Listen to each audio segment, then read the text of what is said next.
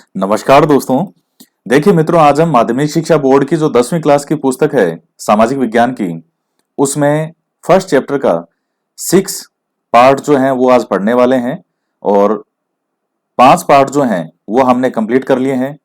तो शुरू से लास्ट तक अच्छे से ध्यान से सुनिएगा एक एक पॉइंट को। और इसके साथ ही वीडियो को लाइक जरूर करें, शेयर भी करें। देखिए जो मित्रों, जो लास्ट चैप्टर हमने पढ़ा था उसमें से आपको एक क्वेश्चन का जवाब देना है। और आपका क्वेश्चन ये है कि तीन शक्तियों में 8वीं से 10वीं शताब्दी के दौरान कन्नौज पर अधिकार करने के लिए आपस में संघर्ष होता है। गुजर प्रतिहार, पाल और राष्ट्रकूट।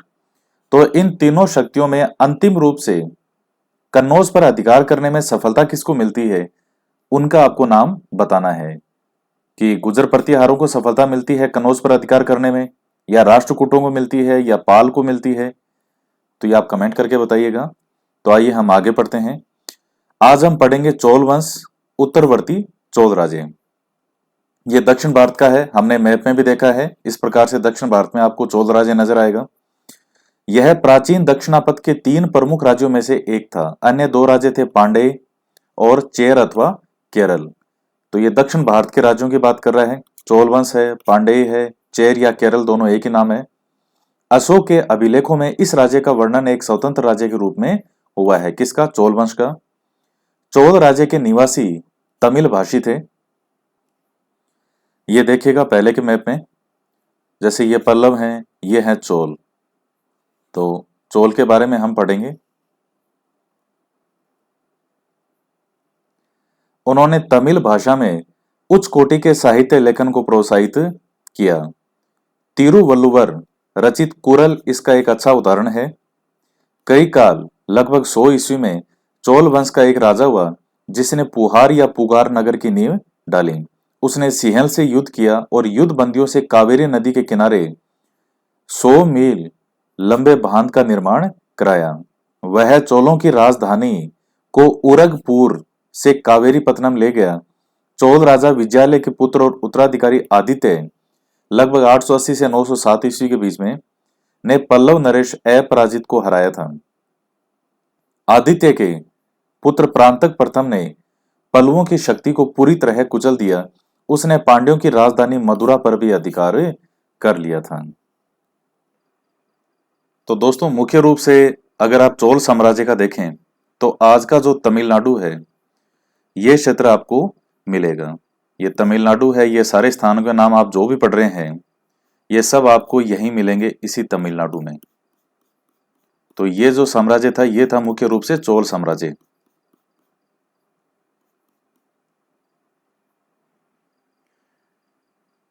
अब जैसे देखिएगा ये स्थान है पुहार या पुगार, ये भी तमिलनाडु का एक शहर है। और वह चोलों की राजधानी को उरगपुर, यानी इसको उरियूर के नाम से भी जानते हैं, से कावेरीपत्तनम ले गया। तो ये दोनों स्थान भी तमिलनाडु में ही है। लगभग 300 किलोमीटर के आसपास की इनमें दूरी है। ये देखिएगा इसमें, ये जो रेड कलर में है, रेड सर्किल में, ये है कावेरीपत्तनम। और उरियार जो आप पढ़ रहे हैं ये है यहां पर, इस स्थान पर। तो यानी ये राजधानी उत्तर की ओर ले गए इस प्रकार से। और इन दोनों स्थानों के बीच में लगभग इस रूट से जाएं तो 300 किलोमीटर की दूरी है आपस में। तो ये सब तमिलनाडु के स्थान हैं।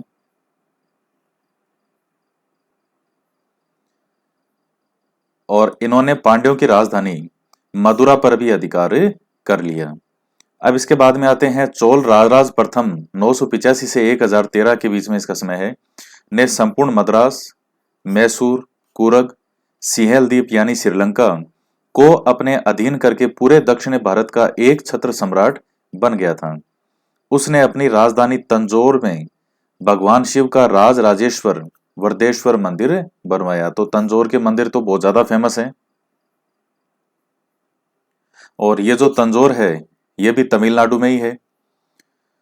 उसके पुत्र और उत्तराधिकारी राजेंद्र प्रथम 1016 से 44 के पास शक्तिशाली नौसेना थी जिसने पेगु, मर्तबान तथा अंडोमान निकोबार द्वीपों को जीता। उसने बंगाल और बिहार के शासक महिपाल से युद्ध किया। उसकी सेनाएं कलिंग पार करके ओड यानी उड़ीसा, दक्षिणी कौशल, बंगाल और मगध होती हुई गंगा तक भी पहुंची। इस विजय के उपलक्ष्य में उसने गंगे कोंड की उपाधि धारण की। इस पर चर्चा हमने लास्ट चैप्टर में की थी, एक जगह जिक्र भी किया था। गंगे कोंड का अर्थ होता है गंगा का विजेता। उसका पुत्र और उत्तराधिकारी राजा धीराज चालुक्य राजा सोमेश्वर के साथ हुए कोपम के युद्ध में मारा गया, परंतु वीर राजेंद्र ने चालुक्यों को कुंडल संगमम के युद्ध में परास्त कर पिछली हार का बदला ले लिया। चोलों में शीघ्र ही उत्तराधिकार के लिए युद्ध छिड़ गया, जिसके फलस्वरूप सिंहासन राजेंद्र कुलोत्तुंग प्रथम 1070 से 1122 को प्राप्त हुआ। राजेंद्र कुलोत्तुंग की मां चोल राजकुमारी और पिता चालुक्य राज्य का स्वामी था। इस प्रकार कुलोत्तुंग ने चालुक्य चोलों में एक नए वंश की स्थापना की और उसने 40 वर्षों तक शासन किया। तो ये चोल वंश के कुछ महत्वपूर्ण शासक हैं। आप इनको याद करने के लिए देखिए, चोल साम्राज्य रीट वगैरह जैसे एग्जाम है तो इनमें तो ऐसे नहीं है, हालांकि उसमें मुख्य रूप से उत्तर भारत के पूछता है वो, लेकिन दक्षिण भारत के हैं तो ये भी आपको पढ़ने तो पड़ेंगे, और इतना ही पढ़ लीजिए, ये भी बहुत है जो इनमें लिखा हुआ है, तो ये कोई मैटर ज्यादा नहीं है। इनको आप लिख लिख के याद कर सकते हैं, और कि किस शासक के बाद कौन सा होता है, या किसकी कोई उपलब्धि या किसी की उपाधि, तो मुख्य रूप से यही आपसे पूछेगा इसमें।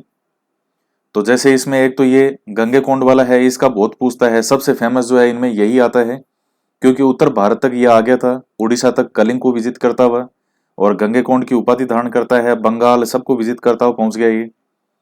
इसके बाद में एक ये जो कोपम का युद्ध है, कुडल संगमम का युद्ध है, और कुछ एक दो फैक्ट ये और हैं। तो ये है चोल साम्राज्य का। अब पढ़ते हैं चोलों का प्रशासन। चोलों का प्रशासन ग्राम पंचायत प्रणाली पर आधारित था। प्रशासन की सुविधा की दृष्टि से संपूर्ण चोल राज्य 6 प्रांतों में बंटा हुआ था, जिनको मंडलम कहा जाता था। तो 6 प्रांतों में बंटा हुआ था, जिनको मंडलम कहते थे। मंडलम के उप विभाग कोटम, कोटम के उप विभाग नाडु, कुर्रम और ग्राम होते थे। अभिलेखों में नाडु की सभा को नाटर और नगर की श्रेणियों को नगर तार कहा गया है। गांव के प्रतिनिधि प्रतिवर्ष नियमितः निर्वाचित होते थे। तो लोकतंत्रात्मक रूप से प्रणाली थी। तो अब इसमें आप कैसे याद करेंगे, देखिएगा। प्रशासन की सुविधा की दृष्टि से संपूर्ण चोल राज्य जो है ये 6 प्रांतों में बटा हुआ था, जिनको कहते थे मंडलम। इसके उप विभाग होते थे कोटम, फिर कोटम के होते थे नाडु, फिर कुर्रम, और फिर होते थे ग्राम। तो ये सीरीज आपको याद रखनी है। और अभिलेखों में नाडु की सभा को कहते थे नाटर, और नगर की श्रेणियों को नगरतार कहा गया है। गांव के प्रतिनिधि प्रतिवर्ष नियमित निर्वाचित होते थे। प्रत्येक मंडलम को तो स्वायत्ता। ये चोल साम्राज्य के जो हैं कुछ मंदिर हैं, ये लिखा जैसे चोलकालीन मंदिर, तो अत्यंत ही भव्य शैली में बने हुए। और ये है नटराज शिव की प्रतिमा, ये आप देख लीजिए।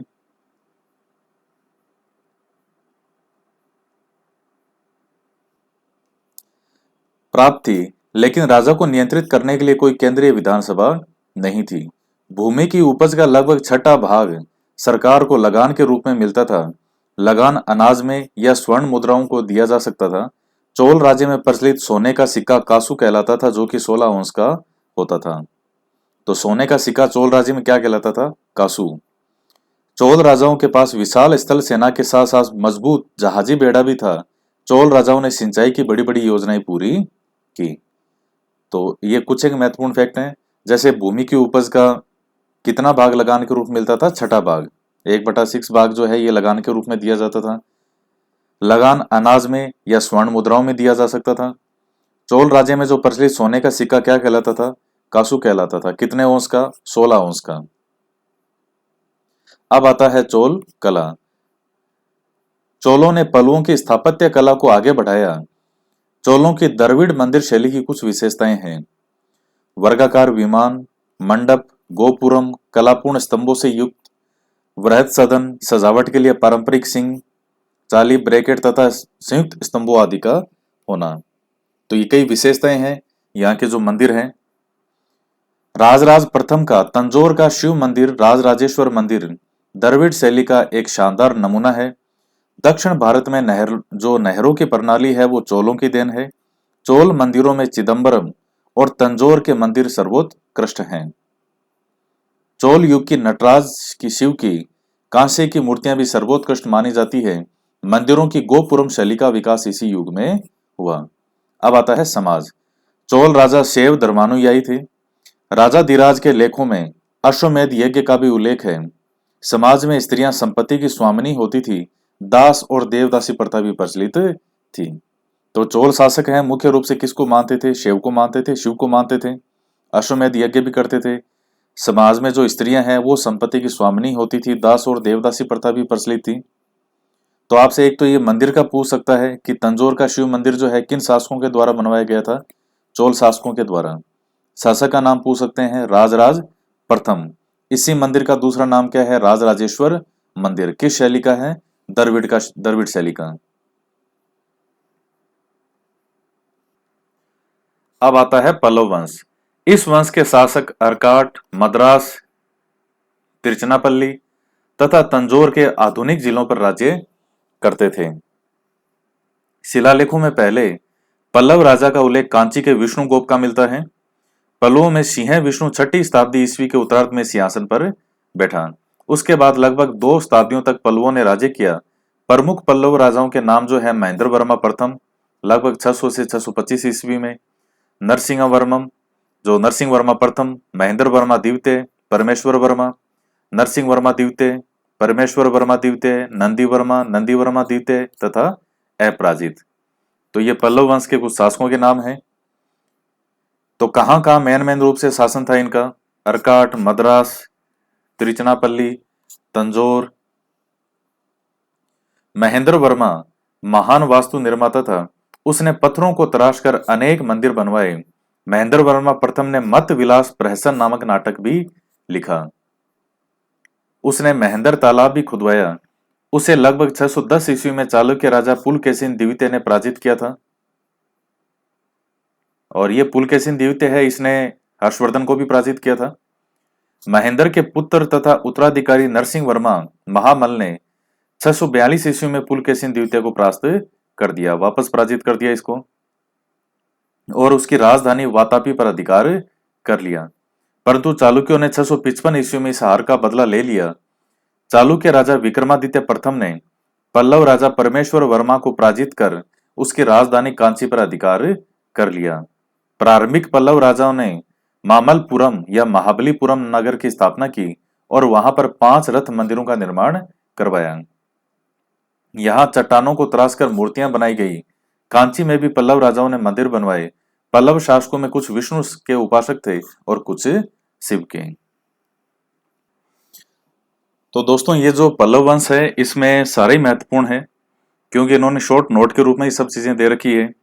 तो ये कौन कौन से शासक हैं, यहाँ जो हैं किन किन स्थानों पर इनका मुख्य रूप से राज्य होता था, और फिर इनके महत्वपूर्ण शासकों के नाम, किसी ने कोई स्पेशली मंदिर बनवाया हो, ये जैसे नाटक लिखा, या किसने किसको पराजित किया, और कौन से नगरों की स्थापना की, 5 रथ मंदिरों का निर्माण करवाया, ये तो फेमस चीजें हैं।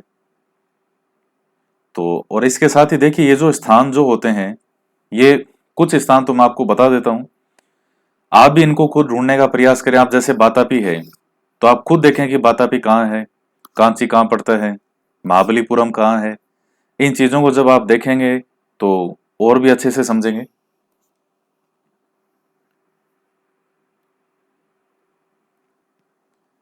और ये पल्लवकालीन मंदिर का एक चित्र है, ये आप देख सकते हैं। अब इसके बाद में आता है चालुक्य वंश। चालुक्य वंशी पुलकेशिन प्रथम ने अश्वमेध यज्ञ किया था। बातापी के चालुक्यों का 13 वर्षों के व्यवधान को छोड़कर 550 ईस्वी से लेकर 757 ईस्वी तक इन्होंने शासन किया, लगभग 200 साल तक। चालुक्य नरसों में चौथा पुलकेशिन द्वितीय सबसे अधिक विख्यात है। उसने 608 ईस्वी में शासन ग्रहण किया। उसका राज्य विस्तार उत्तर में नर्मदा से लेकर दक्षिण में कावेरी नदी तक था, यानी नर्मदा से लेकर के और दक्षिण में कावेरी नदी तक।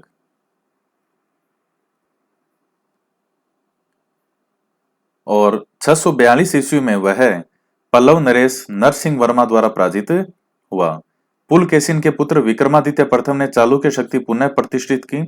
चालुक्य नरेश विक्रमादित्य द्वितीय ने 973 ईस्वी में राष्ट्रकूट नरेश को परास्त कर दिया और कल्याणी को अपनी राजधानी बनाकर नए चालुक्य राज्य की स्थापना की। देखिए, जो चालुक्य हैं इनके कई अलग अलग शाखाएं थी चालुक्यों की। बातापी के चालुक्य हो गए, ये कल्याणी के चालुक्य हैं। यह नया राज्य 973 ईस्वी से 1200 ईस्वी तक सत्तासीन रहा। कल्याणी के इस चालुक्य राज्य का एक लंबे अरसे तक तंजौर के चोल वंशी शासकों से संघर्ष चला। सत्ताश्रय नामक चालुक्य राजा को चोल नरेश राजराज ने परास्त किया। चालुक्य सोमेश्वर प्रथम ने इस अपमान का बदला न केवल चोल नरेश राजाधिराज को कोप्पम के युद्ध में करारी हार देकर लिया, वरन इस युद्ध में उसने राजाधिराज का भी वध कर दिया। यह आपने ऊपर भी पढ़ा है। सातवें नरेश विक्रमादित्य षष्ठ ने, जो कि विक्रमांक नाम से भी विख्यात था, कांची पर अधिकार कर लिया और प्रसिद्ध कवि विलहण को संरक्षण प्रदान किया।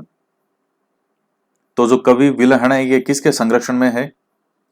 विक्रमादित्य षष्ठ, जो कि विक्रमांक नाम से भी विख्यात था, इसने कांची पर अधिकार कर लिया। विलहण ने विक्रमादित्य के जीवन पर आधारित विक्रमांक देव चरित्र नामक ग्रंथ लिखा।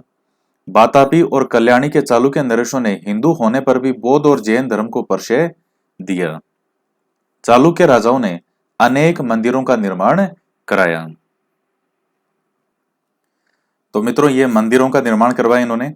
और याज्ञवल्क्य की स्मृति की मिताक्षरा व्याख्या के लेखक प्रसिद्ध विधिवेता विज्ञानेश्वर चालुक्यों की राजधानी कल्याणी में ही रहते थे। ये जो बातापी और कल्याणी स्थान है, ये दोनों ही वर्तमान में कर्नाटक डिस्ट्रिक्ट के अंदर हैं। आप गूगल में सर्च कीजिएगा, आपको ये दिख भी जाएंगे।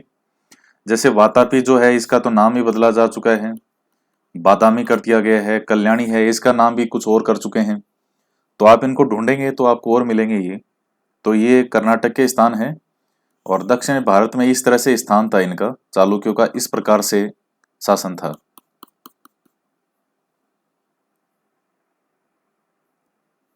मिताक्षरा को हिंदू कानून का एक आधिकारिक ग्रंथ माना जाता है। तो ये कुछ इनके चालुक्यों के बारे में जानकारी है। और अब जो हमारा इस चैप्टर का तीसरा ये एक भाग है, इसमें यह है बाह्य आक्रमण और आत्मसातीकरण। तो जो बाह्य आक्रमण कौन कौन से वे, जैसे शक हैं, हुण है, कुषाण है, तो इनके बारे में हम पढ़ेंगे। सबसे पहले शकों के बारे में पढ़ते हैं। मध्य एशिया की लड़ाकू जनजाति थी। तो मध्य एशिया में कौन से आते हैं? ये जो भारत, ये जैसे भारत है, पाकिस्तान और अफगानिस्तान को छोड़ करके और जितने भी इधर स्थान हैं, तजाकिस्तान, किर्गिस्तान, उज्बेकिस्तान, ये सारे स्थान, इधर वाले जो भी स्थान है, ये सब मध्य एशिया में आते हैं। जिसने पश्चिमी अफगानिस्तान और बलूचिस्तान के सारे प्रदेश पर अधिकार कर लिया था। यहां से शक बोलन दर्रे से होकर लगभग 71 ईसा पूर्व में, कब 71 ईसा पूर्व में भारत आए। रामायण और महाभारत में शक बस्तियों को कंबोजों और यवनों के साथ रखा गया है। तो वो स्थान बताए हैं, कंबोज जो महाजनपद था, जहां उनका स्थान था। कालकाचार्य कथानक में भारत पर शकों के आक्रमण का उल्लेख मिलता है, जिसमें उन्हें शक कुल यानी शक कुल कहा गया है। सिंधु प्रदेश को जीतकर उन्होंने सौराष्ट्र में शक शासन की स्थापना की। सौराष्ट्र यानी गुजरात वाला जो भाग है। मुद्राओं और लेखों से स्पष्ट है कि इनकी एक शाखा ने उत्तरापथ और मथुरा में अपना आधिपत्य स्थापित कर लिया और कालांतर में वे अवंती, सौराष्ट्र और महाराष्ट्र में फैल गए। तो ये इसमें कुछ महत्वपूर्ण बातें हैं। कहाँ की लड़ाकू जनजाति थी और कहाँ से ये आए, और इस प्रकार इनका कहाँ कहाँ उल्लेख मिलता है, ये नाम पूछ सकता है। सौराष्ट्र में भी शक शासन की स्थापना की। एक शाखा ने उत्तरापथ और मथुरा में भी अपना आधिपत्य स्थापित कर लिया। बाद में वे अवंती, सौराष्ट्र और महाराष्ट्र में फैल गए। जैसे ये एक मैप है, ये देखिएगा, ये शक बताए गए हैं सौराष्ट्र की तरफ, गुजरात की तरफ, और मथुरार इधर भी फैल गए थे, बाद में इधर भी फैल गए। ये हूणों का बताया गया है।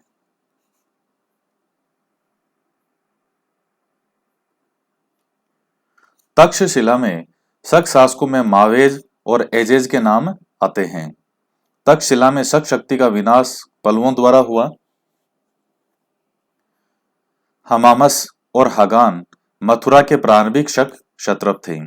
मथुरा से प्राप्त सिंह शीर्षक लेख में बाद के शक शासक राजबुल को महाक्षत्रप कहा गया है। मथुरा के शकों ने पूर्वी पंजाब तक अपनी सीमा का विस्तार कर लिया था। मथुरा में शक शक्ति का विनाश कुषाणों द्वारा हुआ। पश्चिमी भारत में शकों के सहरात वंश के भूमक तथा नहपान 2 शासक ज्ञात हैं।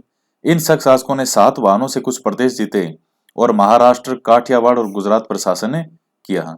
नहपान के समय भारत तथा पश्चिमी देशों के बीच समृद्ध व्यापारिक संबंध कायम था। तो ये कई शक शासकों का उल्लेख मिलता है, जैसे तक्षशिला है तो यहां पर मावेज और एजेज तो इस नाम के शासक मिलते हैं। और तक्षशिला में जो इनका विनाश होता है इन शक शासकों का, ये किसके द्वारा हुआ था? पल्लवों के द्वारा। और प्रारंभिक जो शक क्षत्रप कौन से हैं? हमामस और हगान। इसके अतिरिक्त मथुरा में जो इनका विनाश होता है वो किसके द्वारा होता है? कुषाणों के द्वारा। और पश्चिम भारत में कुछ शासक के नाम आते हैं सहरात वंश के शकों के ही, भूमक तथा नहपान।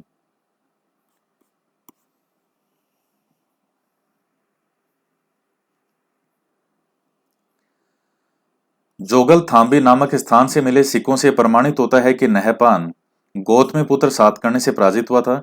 नासिक लेख में गौतमीपुत्र सातकर्णी को सहरात वंश का उन्मूलक कहा गया है। किसमें? नासिक लेख में गौतमीपुत्र सातकर्णी को। उज्जैनी तथा काठियावाड़ के शक शासकों ने चष्टन का नाम आता है, जिसने उज्जैनी में शक राजवंश की स्थापना की थी। इस वंश के शासकों ने अपने लेखों तथा मुद्राओं पर शक संवत का उपयोग किया था। चष्टन का पुत्र रुद्रदामन महत्वपूर्ण शासक हुआ, जिसके बारे में जानकारी जूनागढ़ लेख से प्राप्त होती है। तो जूनागढ़ का रुद्रदामन अभिलेख, रुद्रदामन के द्वारा जूनागढ़ अभिलेख, इस तरह से कई नाम आते हैं। रुद्रदामन का साम्राज्य पूर्वी पश्चिमी मालवा, द्वारका, जूनागढ़, साबरमती नदी, मारवाड़, सिंधु घाटी, उत्तरी कोंकण और विंध्य पर्वत तक फैला हुआ था। मुद्राओं से प्रदर्शित होता है कि चष्टन का वंश 305 ईस्वी में समाप्त हो गया। तो ये कुछ महत्वपूर्ण फैक्ट हैं और ये सारे महत्वपूर्ण हैं। देखिए इसमें से मोस्ट अगर आप निकालना चाहें तो कोई एक मोस्ट नहीं निकलेगा, ये खुद अपने आप में नोट्स ही हैं। जैसे अब ये उज्जैनी और काठियावाड़ के शक शासकों में किसका नाम आता है? चष्टन का, और इसने उज्जैनी में शक राजवंश की स्थापना की। तो इन्होंने शक संवत का प्रयोग किया था। इस चष्टन का पुत्र था रुद्रदामन। ये बहुत महत्वपूर्ण है रुद्रदामन जो है, क्योंकि जूनागढ़ लेख से जानकारी प्राप्त होती है इनके बारे में। अब आता है हुण। हुण मध्य एशिया की एक बर्बर जाति थी, जिसने शकों की भांति भारतवर्ष में उत्तर पश्चिमी सीमा की ओर प्रवेश किया। ये दैत्य भी पुकारे जाते थे। ये शरीर से बहुत ज्यादा हट्टे कट्टे डीलडोल में इस प्रकार से थे, बलिष्ठ। सर्वप्रथम 458 ईस्वी के लगभग स्कंदगुप्त के समय इनका आक्रमण हुआ, जिसमें उनकी पराजय हुई। कालांतर में तोरमान नामक सरदार ने गुप्त साम्राज्य को नष्ट भ्रष्ट करके पंजाब, राजपूताना, सिंध और मालवा पर अधिकार कर महाराजा धीराज की पदवी धारण की। तोरमान का जो पुत्र था महिरकुल, जिसका राज्य 510 ईस्वी से प्रारंभ हुआ। शालकोट इसकी राजधानी थी, जो कि पाकिस्तान में है। बौद्ध भिक्षुओं से महिरकुल को घृणा थी। उसने अनेक मठों और स्तूपों को नष्ट किया।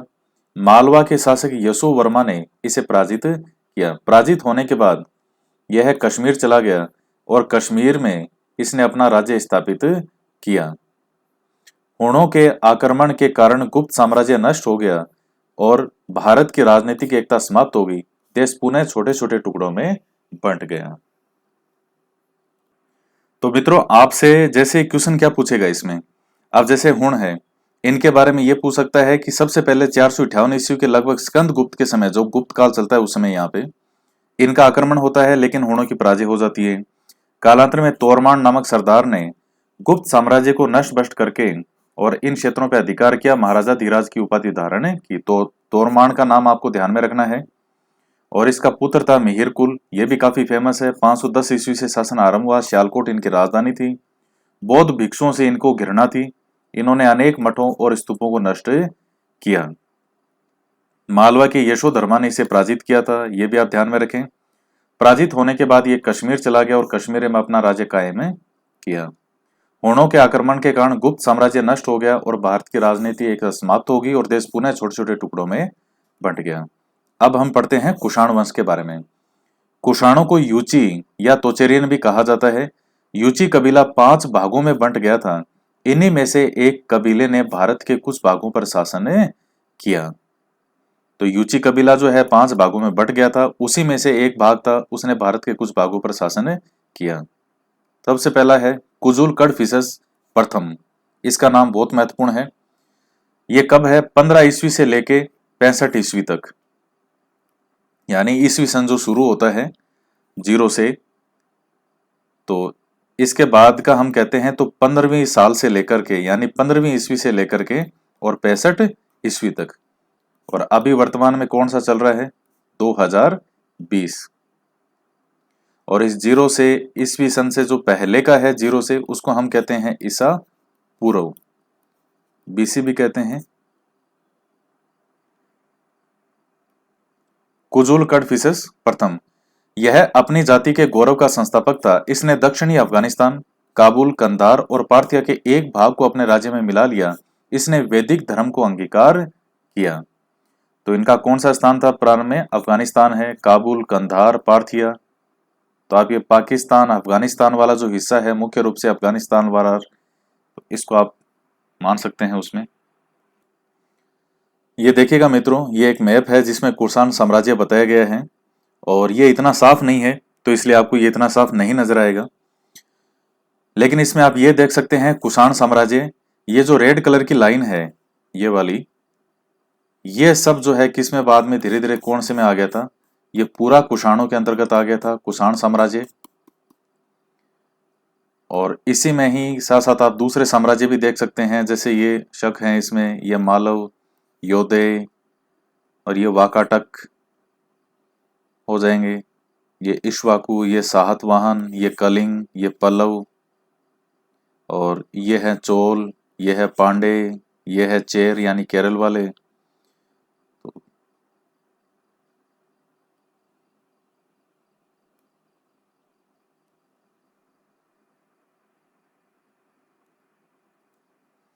इसके बाद आता है विम कडफिसेस द्वितीय, 65 से 75 ईस्वी। भारत के एक विशाल क्षेत्र पर इसका राज्य था। यह शैव मत का अनुयायी था। इसकी कुछ मुद्राओं पर त्रिभुज, त्रिशूलधारी, व्याघ्र, चर्माग्राही, नंदी अभिमुख भगवान शिव की आकृति अंकित है। इसने भारत में पहली बार अपने नाम के सोने के सिक्के चलाए, तो यह भी महत्वपूर्ण है। अब बात करते हैं कनिष्क, सबसे महत्वपूर्ण। यह है भारत के प्रमुख कुषाण राजाओं में माना जाता है। परंपरा के अनुसार इसके समय में कश्मीर के कुंडल वन में आचार्य पार्श्व की अध्यक्षता में चौथी बौद्ध संगीति संपन्न हुई थी। जो 4 बौद्ध संगीति आप पढ़ते हैं कौन सी कब कब हुई, तो उसमें जो चौथी है वो किसके समय हुई है? कनिष्क के समय। इसकी प्रथम राजधानी पेशावर यानी पुरुषपुर और दूसरी राजधानी थी मथुरा। तो पेशावर से सीधी दूसरी राजधानी कहां पहुंच गई? मथुरा में। इसने 78 ईस्वी में एक नया संवत चलाया जिसे शक संवत के नाम से जाना जाता है। कनिष्क ने कश्मीर को जीतकर वहां कनिष्कपुर नामक नगर बसाया। उसने काशकर, यारकंद व खोतान पर भी विजय प्राप्त की। महास्थान बोगरा में पाई गई सोने की मुद्रा पर कनिष्क की एक खड़ी मूर्ति अंकित है। मथुरा जिले में कनिष्क की एक प्रतिमा मिली है। इस प्रतिमा में उसने घुटने तक चोगा और भारी बूट पहने हुए हैं। कहां से? मथुरा से। एक तांबे के सिक्के पर कनिष्क को वेदी पर बलि देते दिखाया गया है। कनिष्क के राज दरबार में पार्श्व, वसुमित्र, अशोक घोष जैसे बौद्ध विचारक, नागार्जुन जैसे प्रख्यात गणितज्ञ और चरक जैसे चिकित्सक विद्यमान थे। तो मित्रों, कनिष्क का नाम भी भारत के बहुत महान शासकों में लिया जाता है।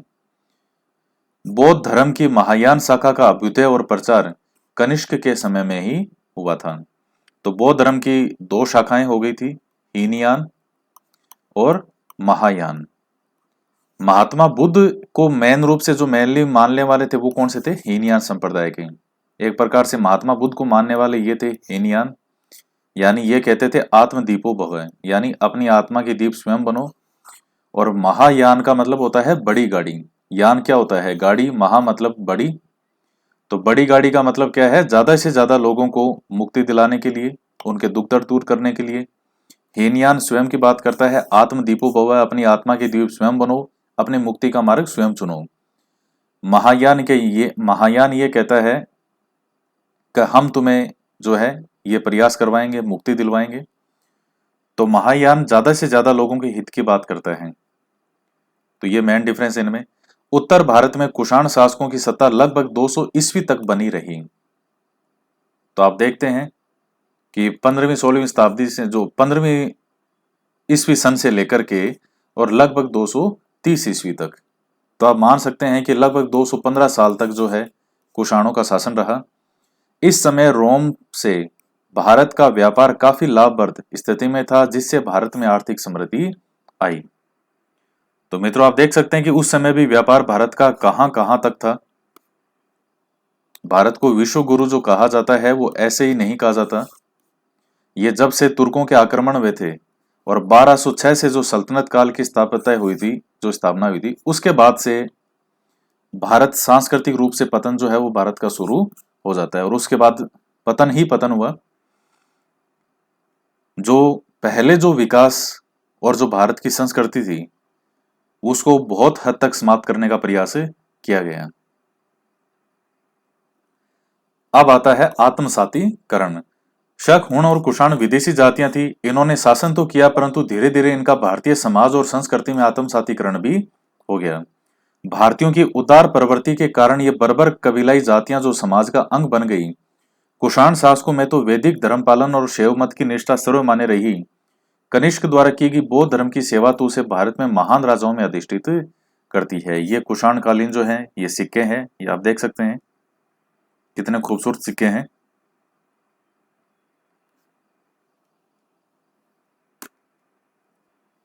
और ये कनिष्क का चित्र है जो कि आप देख सकते हैं मैं फोटो में। तो मित्रों ये जो चैप्टर है ये आपका कंप्लीट होता है। तो 6 पार्ट के अंदर आपका फर्स्ट चैप्टर कंप्लीट हो गया। महत्वपूर्ण बिंदु कौन कौन से हैं तो ये आप देख लीजिएगा, इनको रिवाइज कर लीजिएगा। ये आपके सामने है कि महाभारत, बौद्ध साहित्य और चाणक्य के अर्थशास्त्र से महाजन पदों के बारे में जानकारी मिलती है। चंद्रगुप्त मौर्य का साम्राज्य कहाँ कहाँ था और अशोक का। फिर ये जो महत्वपूर्ण फैक्ट हैं ये आप देख लीजिए, इनको पढ़ लीजिएगा, ये आपके सामने है। ये देख लीजिए 5 नंबर, 6, 7, 8, 9, 10, 11, 12,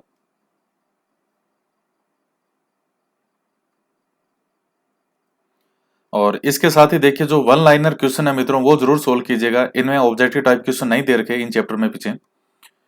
जैसे जो लघुरात्मक प्रश्न है, राजस्थान के प्रमुख महाजनपद कौन कौन से हैं, ये आप ही बताइएगा लिख करके, कमेंट करके कि राजस्थान के प्रमुख महाजनपद कौन कौन से हैं। इसके बाद ये देखिए दूसरा, तीसरा, चौथा, पांचवा, ये सभी क्वेश्चन भी आप सोल्व करने का प्रयास करें। कि बिंदुसार के समय आए यूनानी राजदूत का क्या नाम था, ये भी आप लिख के बता दीजिएगा कमेंट करके। अंतिम मौर्य सम्राट कौन था, ये भी कमेंट करके लिख सकते हैं। पुराणों में अशोक का क्या नाम मिलता है, ये भी कमेंट करके लिख सकते हैं।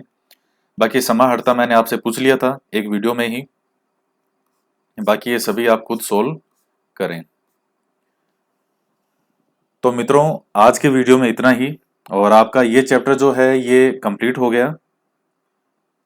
स्वर्णिम भारत 1206 तक प्राचीन से लेकर के 6 पार्ट बने हैं इसके। नेक्स्ट चैप्टर जो है वो हमारा शुरू होगा संघर्षकालीन भारत 1206 से 1757 तक। तो इनमें संघर्ष ही संघर्ष है, तो बहुत महत्वपूर्ण चैप्टर है। आप देखिएगा, आपको पढ़ने में भी आनंद आएगा और इसके साथ ही इतिहास को समझने के हिसाब से भी बहुत महत्वपूर्ण है।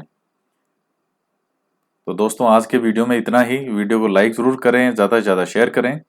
तो मिलते हैं नेक्स्ट वीडियो में एक नए टॉपिक के साथ। जय हिंद, जय भारत।